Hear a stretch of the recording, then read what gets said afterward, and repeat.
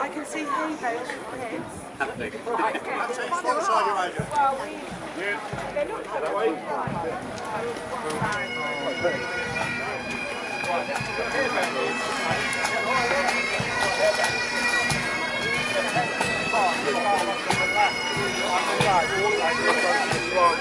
Slow shower, did you mean? The opportunity's there. Something we just dropped the window.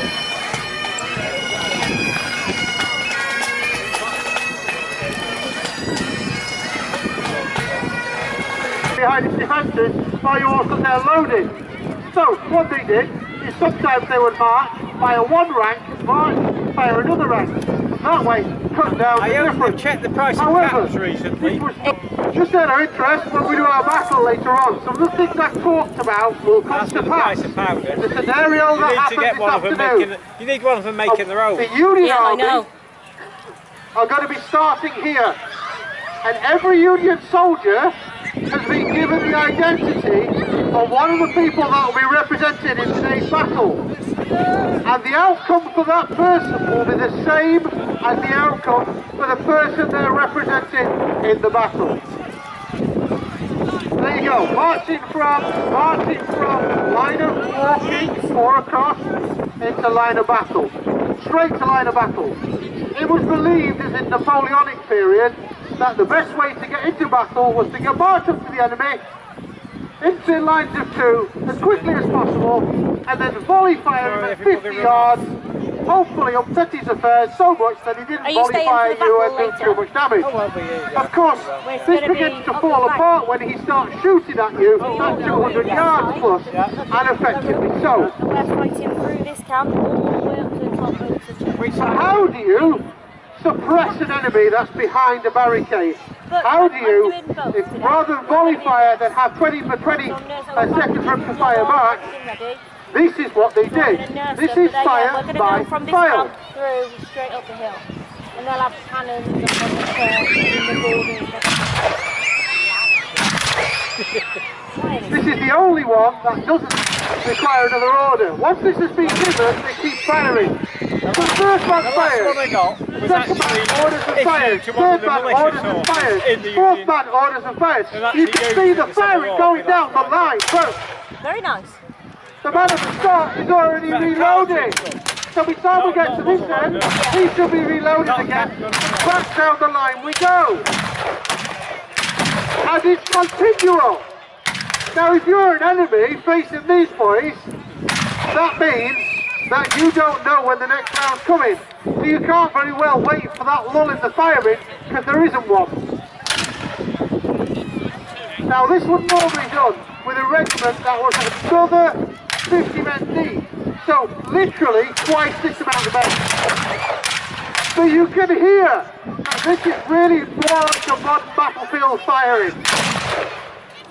And they're not doing that. They do like to get a little bit competitive. Now I mentioned before that when you fire a volley, it should be like one gun going off. Bang, one gun. I bet it's gin. Never seen it before. In the skirmish, I'm wounded by the way. I'm wounded. So we're going to bandage me up later. Can you have some hoses? Just saw it off. Use this one. Press it with head wound. Don't forget to put cork in. So when they do this, I'll have to do this from here. When they do this, they like to get a little bit competitive on who can do the best volley. Now, apparently, the gentleman to my right think for some reason that I'm biased. Can you guess why? I love it. So I might have to ask you guys, the audience, to be my judge on this. So when they do it, can we have a round of applause and then we'll see who does the best volley and we'll be able to take it from there. Watch the camp and then if we're having stew after, I'm cooking. No, get out of the ring. Today I am, yeah, today I am. You might as well join in. 1, 2. Yeah. Right, there we go. Oh, I did what you're doing. Royal Army Medical Corps. So, a competition of volleys. Who can do the best volley? Exactly. We've got a medical display down in our camp. As I said, if Stuart it's done right, like the Union did a pretty good one earlier, but the Confederates have done 2 pretty good ones too. So it's going to be close, this. However, we have had people pass out. By the way, before we go any further, let's just test the audience. Who would like to see this afternoon the Confederates win? Yeah, the parents just don't. Yeah, that's about right. Yeah. Ooh, there's some of them. Who this afternoon would like to see a Union victory? Next to the throat, coming out their throat, and no, they don't like it. Ooh, I think it's going to be We close. used to have all the videos and films in those days. But let's see. Right, are we ready for our volleys, gentlemen? Right. And it was always the big... Oh yeah, you're allowing him to go first. No pressure. Back.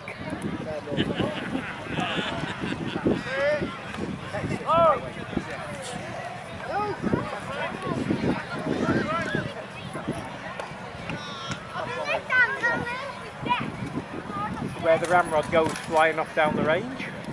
So we'll wait for everybody to be loaded, and then we'll give the Confederates, so the Union a volley, and then we'll let the Confederates a volley, and then we'll let you decide who did the best one. And we have just tested the audience, and you do appear to be 50-50 today. It's going to be interesting.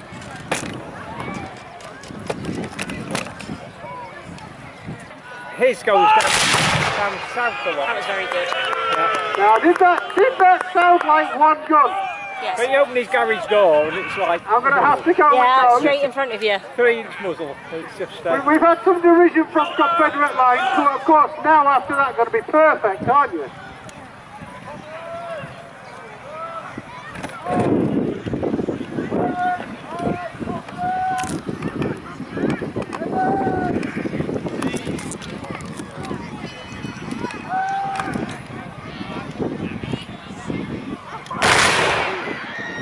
Ladies and gentlemen, I am pretty sure that this is a foregone the muzzle. It is in fact loaded at the breech, which means of course that your bullet is not deformed, it's quicker to load and it's more accurate. Despite the fact these are muzzle loaders, these are all in fact rifled muskets. They fire the magic bullet invented by Claude Binet, a bullet that's smaller than the breech but has a skirt on the bottom.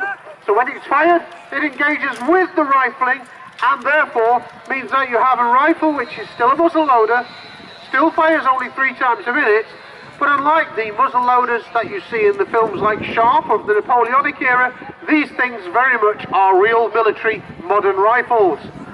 What are these? I've heard people say an Enfield rifle or a Springfield rifle of the type used here could quite easily fire 800 metres. Good luck seeing a target with the sights that's on that at 800 metres. But actually on a bench with the right performance, with measured powder, it's possible. Realistically, in the hands of a sharpshooter, you're probably going to get 400 metres out one of these, but even in the hands of a regular infantryman, easily 150 metres. Which means that all of the drills that were going on before, and all of the tactics that were going on before for 50-yard muskets, suddenly became very redundant and casualties became very high. When we do our scenario this afternoon, you'll see what I'm talking about. Manual of arms is happening at the moment. So this is ground arms. So this is where the men would put their arms on the floor if they were going to be tasked to do another job. That means when they formed up, their rifles would be there waiting for them. When a rifle is placed on the floor, it's always placed on the floor with the lock up. Shoulder arms. Every position that they go through goes through shoulder arms. Some of the positions that you'll see have the rifle up high. So this is fixing of bayonets. If a rifle is up high, it's generally because it's being carried or because the soldier's being required to run. It's very difficult to run when you've got a stick by your side or a rifle. So when you run, the rifles are generally put up high. They're just putting their bayonets on now. Now, people do ask, why did they have such long bayonets? And the reason for this is to do with the progression of war. Basically, the primary weapon on the Napoleonic battlefield The weapon that caused so much fear was the cavalry. Cavalry was the be-all and end-all. It could close faster than the 50 yards of the the muskets they were firing, and therefore you needed a bayonet that was long enough to kill a horse. So you notice these bayonets are not actually for killing men, they're for killing horses, which explains why when we get to the First World War and the Second World War, you'll notice that British bayonets shrink very quickly when we move to armoured vehicles and trucks. German bayonets do, but Japanese, who are still largely horseborne, stay very long bayonets. So this explains why bayonets shrink at various levels. But the modern bayonets, of course, are not used for horses and are only the regulation 6-inch. Talked about having the lock up, keeping it clean. This is secure arms. If it rains, that's what the men are supposed to do. Therefore, the working parts of the rifle are dry. The man can get wet, the rest of the rifle can get wet, but the lock is under the man's arm and dry. Now, these are, of course, as we mentioned earlier, these are percussion rifles. So what we're going to do now is we're going to put some percussion caps on these.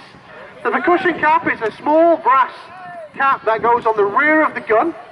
And what it will do is it will fire with a loud pop like that, putting a shower of sparks down the rifle and into the chamber. So when the rifle is loaded with a charge down the barrel, that shower of sparks will give you ignition. Not only will it give you ignition, but it'll give you good ignition. Unlike a flintlock or a matchlock, which relied on gunpowder burning, the trail of gunpowder burning into the chamber, the percussion rifle gives a good shower of sparks, therefore gives you quicker ignition and more power for the gunpowder in your chamber.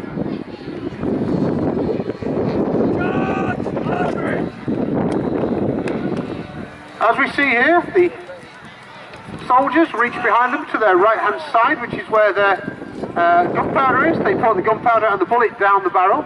Then they take out their rammer and they ram the powder charge home down the barrel, right down to the bottom. It's very important it's at the bottom. If you leave an air space, you leave expansion space for the hot gases, and that becomes a very effective pipe bomb, so we'll not do that.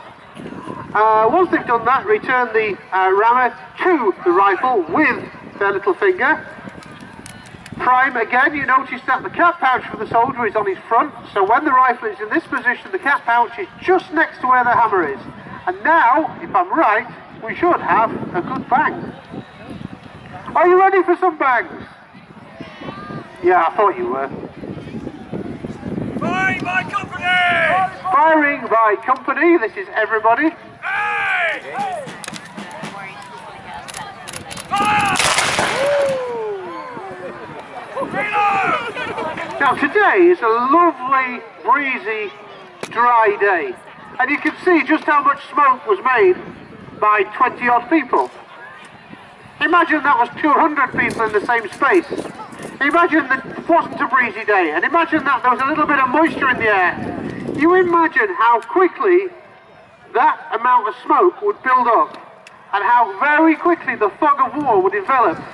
So when people are talking about some of the rangers that they had on these battlefields on these cloudy days, yeah, I'm having trouble seeing 20 yards, never mind somebody at 500 yards with iron sights.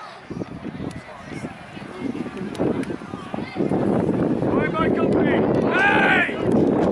Right, let's see if, now if they get this right, it should be one big bang. Like that. That's pretty good. Ladies and gentlemen, can we have a round of applause for that? When they get it right, it should sound like one bang going off. And that was pretty close.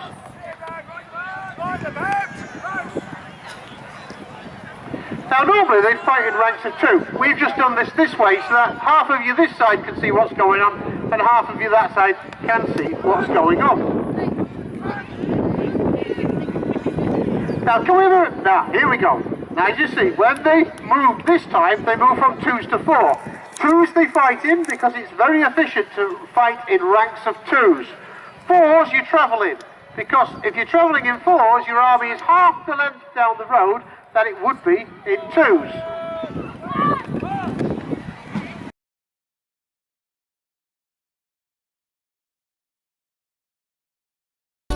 Thank you.